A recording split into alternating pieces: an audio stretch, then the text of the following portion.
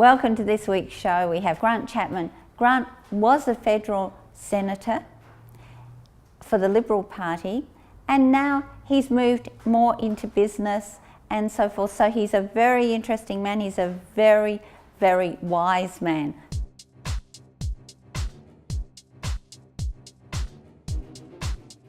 Hi, welcome back, and I'm chatting with Grant Chapman. Grant, as I hope you know, he was a senator for how many years? Senator for 21 years, and prior to that a member of the House of Representatives for nearly 8 years, so all up about 29 years in the federal parliament, with a 4-year gap between the House of Reps period and the Senate period. Wow. So it was a life it's sentence. A lifetime. Life sentence, but I got out of jail eventually. But it was a fun journey. It was a fun journey, yes. Yeah. I mean, it would certainly, for those that I think are called to be engaged in politics and serve their community, it can be a very satisfying vocation if you're dedicated and apply yourself to the task. Yeah. Now that's a really interesting word you used. You said called. So because a lot of people think of I'm called to the ministry, and further than that, no one uses a calling. But I believe there are people called to politics, people called to business, people called to education. So you felt you were called to I felt politics? so, yeah. I felt that was where my calling was. That's where God wanted me to serve. Yeah, yeah. From quite a young age, I developed the interest in politics, Yes. interest in history as a schoolboy. Yeah. And I guess the political aspects of history, people like William Wilberforce, Yes. who did so much in the 18th and 19th century, in the era of reform in Britain, abolition of slavery and Absolutely. so on. So that always fascinated me and enthused me and inspired me to want to do something similar. Yeah, that one man can stand up and make a difference. Indeed. And in fact, your record in government says that you did just that. Well, yeah, I put my best foot forward and took up issues that I thought were important. Yeah, and we do have both social and economic. Yeah, yeah. But is it difficult as a Christian to be in what some would say is a very compromised area of life? I didn't find it so. No. In fact, I felt quite strong in my Christian faith through the parliamentary period. Yeah. And indeed, surprisingly, it might surprise the general community, but I think probably the proportion of members of parliament who have a Christian faith probably are greater in proportion than the population at large. We had quite an active Christian fellowship group within the parliament. On both sides? Yes, it was multi-party, Yeah. so people from both the Liberal Party, National Party, Labor Party, even some of the minor parties were involved in that group. And that continues, and that meets at least monthly as a group. And then there were a smaller group of us during the period I was there that certainly in the last decade or so that I was there used to meet on a weekly basis for Bible study, as a Bible study group, independent of the larger group. Well, so that certainly strengthened us for our role. Yeah, and that's something you didn't know about Canberra. Most people would not have known that. But, okay, so party lines, because a lot of people would believe that the Liberals would be the Christians and the Socialists, the Labor Party, well, they couldn't be Christians, but that's absolutely not true, is it? No, not at all. No. I mean, I think certainly if in numbers you would have more people of Christian faith in the Liberal Party than in the Labor Party, but certainly there were some very strong believers in the Labor Party, particularly I think coming out of the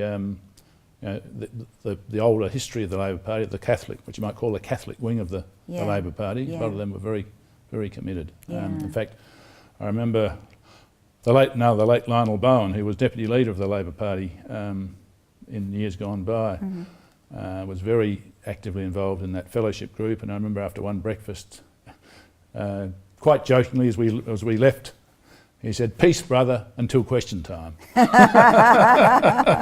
which sort of acknowledged the argy-bargy of politics, but also Yeah. the fact that we shared something in common as well. Yeah. But I mean, I guess that's the passion of it, and it should be the passion, because as constituents, we would like to believe that you are passionate about what you're discussing, and because it's serious. It is. What goes on in those four walls is extremely serious. It changes everyone's life. It impacts on everyone. Yeah. Both the decisions and the legislation, as it changes from time to time and changes the laws, then that has a direct impact on everyone. And of course, the management of the economy, which is a primary responsibility of the government, affects everyone in their everyday life and their well-being. Yeah, and everyone plays a part in that. You know, it's.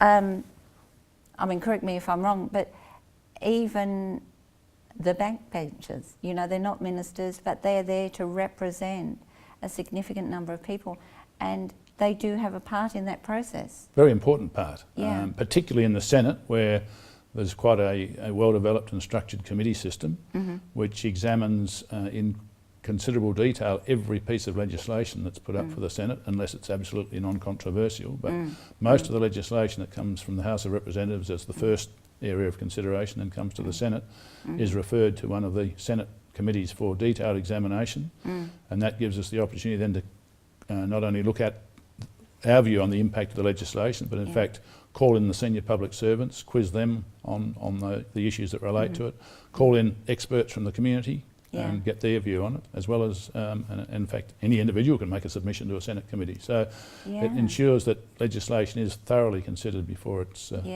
finally passed or rejected or amended or however it's treated.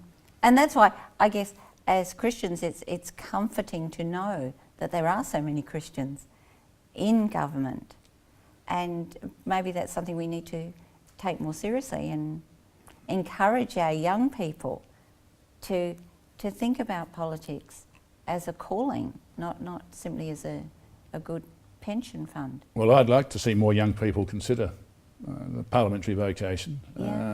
I mean, politicians get a bad press. Some of it might be deserved, but I think a lot of it is just the sensationalism of the media that creates that image.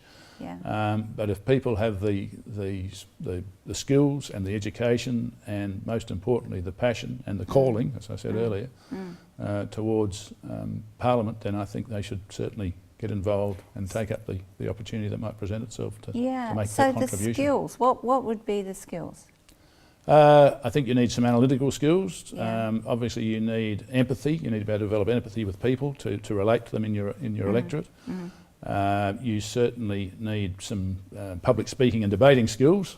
Definitely. That's probably a very high priority. To be able to present your case. You need to be a good listener to listen to the people that you're representing. Absolutely. But you also need then to be able to have some wisdom to analyse that, interpret it in concert with your own values. Sure. And then, I mean, you're not there as a delegate, you're there as a representative. So you listen to what people say to you about particular issues, but you then bring your own judgment and your own values to your final decision on those issues, and that's the advocacy that you've finally got to bring to bear in the Parliament, in the public. And if the public then don't accept your advocacy, then they'll turf you out and put someone else in that. That's right, but that's why we pay you the big bucks. That's right. Life after politics, what does that mean for Grant Chapman? It certainly means a much more relaxed life.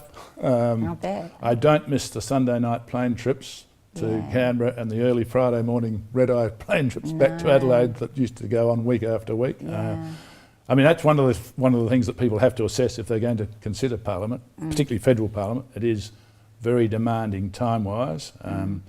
You're probably away from home 3 weeks out of 4. You do get home on weekends, but mostly you're away 3 weeks out of 4 with either Parliament or committee work. And when you are home, you're out most nights in some sort of community role at functions or events with the community. So it is very demanding in terms of time. Definitely. You've got to need a very understanding and loving, supportive wife, and also children that understand you're not going to be around a lot of the time.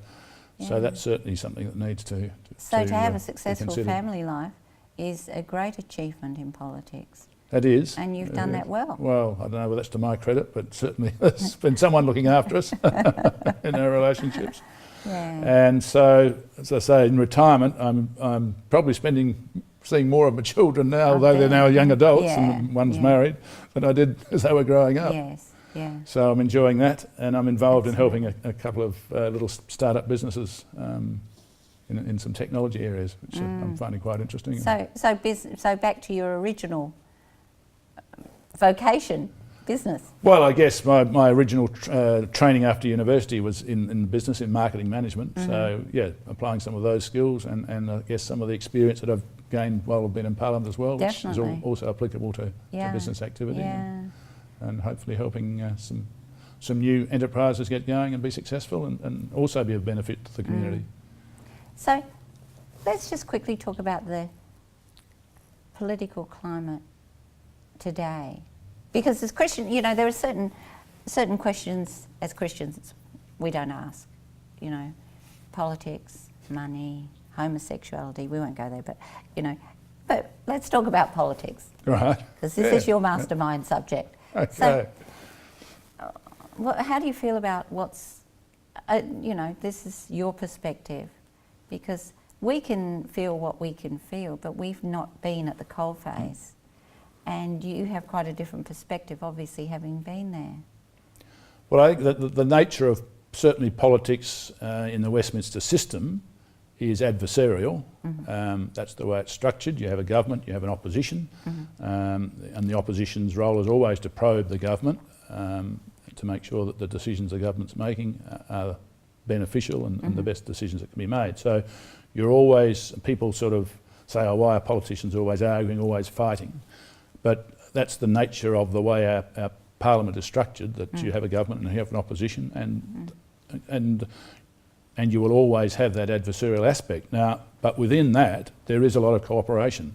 And I mentioned earlier the work that committees do, and you find when you're inside there, actually, as part of it, that there is significant cooperation in decisions that are reached and in those committee inquiries and recommendations and conclusions that are reached. But of course, that's the media don't focus on that. The media focus on what they call the bear pit, which effectively is the 1 hour a day of question time, which is the major adversarial aspect of politics. So that's what the public see, that's the public perception. But so they miss out on a lot of the good work that's unseen that goes on behind the scenes. But Scripture says iron sharpens iron. So my point of view has always been that a good opposition can push the government to be the best it can be. A weak opposition is going to have a weak government. Exactly. You know? If there's no pressure on the government, then they'll become lax and slack and not working to the best of their capabilities. So it is important to have that combative nature, if you like. Which brings us back to my original question. What do you think about what's going on now?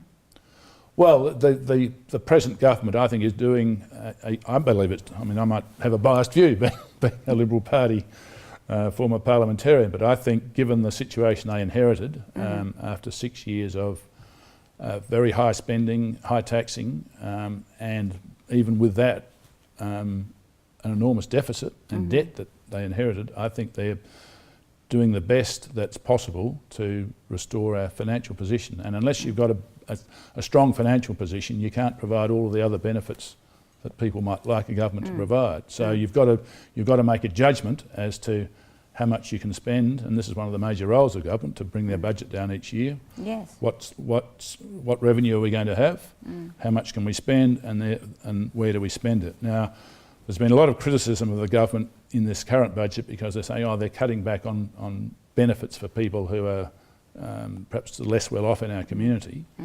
But the problem the government faces is that they are the areas that have grown exponentially in recent years, and with the changing demographics of our community, ageing of our community, people needing more health care and the like, they are the areas that are going to continue to grow exponentially. So you've got to put some limits on those areas of expenditure. Otherwise, you've got no hope of getting us out of the debt situation we're in. So So the government, in a sense, is caught between a rock and a hard place. I think the decisions that it's taken are the correct decisions, and I certainly support them. In terms of international affairs and what's happening in the Middle East, I think what the government in joining with the other Western countries in the fight against ISIS, I think is very important, and you can't let the people that have behaving like butchers in effect in that part of the world continue with their activity untrammelled. So, and I think the way the government is entering into that is very positive. And I guess that's one of those things we have to take a strong stand against, because it can happen here. Well, there's a message. It could happen. Yeah, it can happen anywhere. If we're weak on it, that's right, then it can very easily happen. Well, as we know, there are people over there now who come from Australia, and that's why the government has introduced these passport restrictions and so on, travel restrictions, because we know that there are some people that are in that ISIS group that have gone there from Australia. So if they're allowed back into this country, there's no reason why the same sort of, obviously not in terms of a mass army, but the terrorism acts could very easily be translated back to Australia. The streets of London and so on, which are terrifying in anyone's language, could happen here. And I think we need to protect the gift that we've been given as Australians. And to live in Australia is a gift. Well, that's right. The freedom that we have here.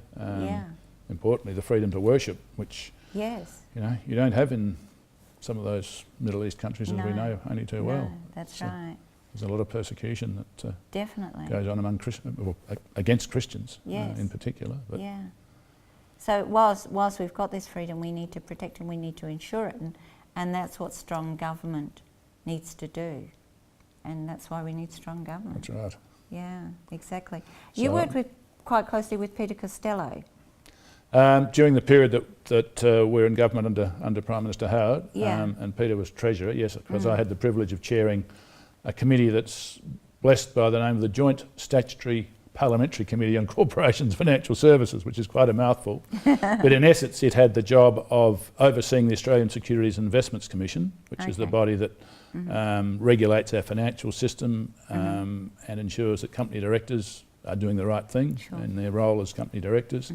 And basically administers the financial system. So, and there was a major program of reform of that segment of the regulatory structure and the economy that was undertaken at Peter's initiative, which, as chairman of that committee, I worked closely in concert with him. And I believe that the structures we put in place at that time were very significant in making sure that when the global financial crisis hit, Australia survived that much better, not only because of our economic situation, but because of that regulatory structure we had in place with regard to the banking system and the financial system. We didn't have the Australian banks in the sort of strife that a lot of overseas banks were in their own countries. So, I feel that was one of the areas of contribution that I made that was quite effective. Yeah, exactly. And I think you should be quite chuffed that, the things that you have achieved. But I hope for people watching this that they see you as an inspiration, that not that they should copy you or try to be you, but you're a man that did a uni degree at Adelaide University and went into business, and then felt, no, I can do more, and it's as simple as that. And I think we all can do more. Well, every individual can do more in their community, whether it's local government or at the state government level or at the federal level or just within voluntary organisations within the community. Absolutely. Making their contribution. We all have a responsibility, I think, to not only to be involved and look after and care for our families, but for the wider community, particularly as followers of Christ. Absolutely. To take his not only his message, but his care for people out into the community. To be the best we can be. That's right. So that Australia, it's always been called the lucky country, and sometimes we haven't felt quite so blessed in that regard, you know, and there have been periods in history when we haven't been. But, you know, when whoever coined that phrase, they saw something. And, you know, we don't believe in luck. We you know, there is no luck in Christ.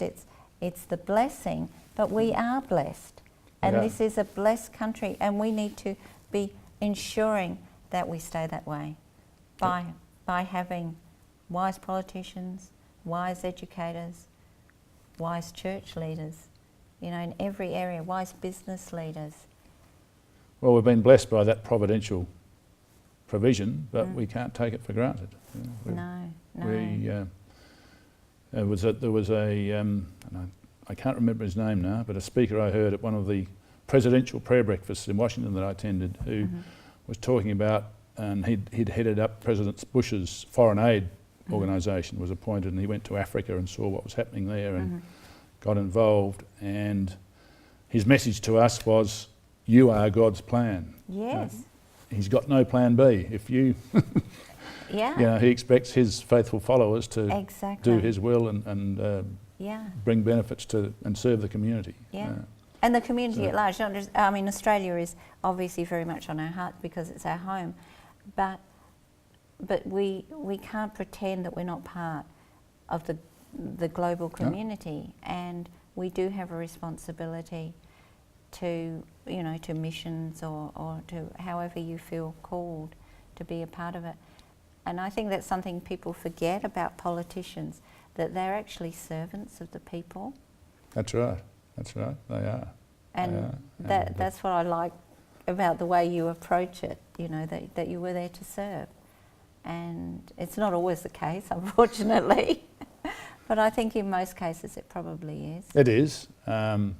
You know, there might be some who serve in a way that others, you know, disagree with their, you know, the philosophical base from which they're coming, but I think to they're in a sense they're true to their own beliefs, and they're still serving the community as best they see that they're going to deliver the benefit to the community.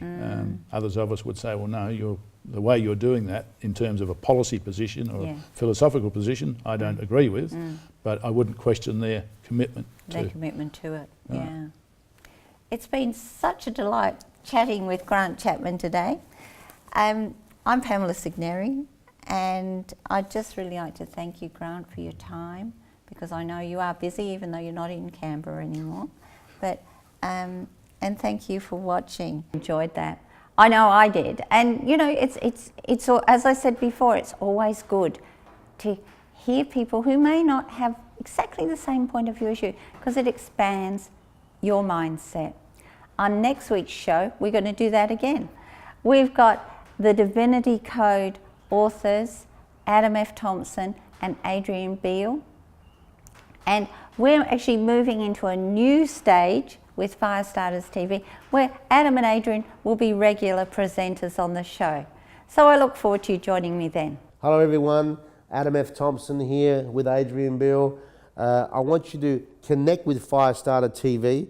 We're really excited about this program because many ministries, many God's generals all over the world are going to come and they're going to release revelation to you. And this is for you. This is not for us. This is for you out there, because I believe God wants you to be carriers of revival. And you know, one of the keys to revival is dreams and visions. Ain't that the truth, Adrian?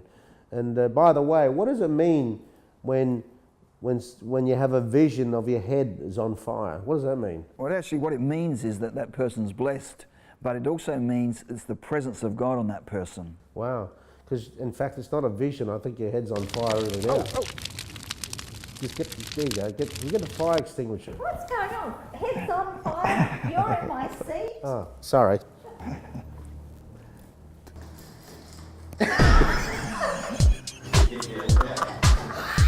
that work at all? Did that work?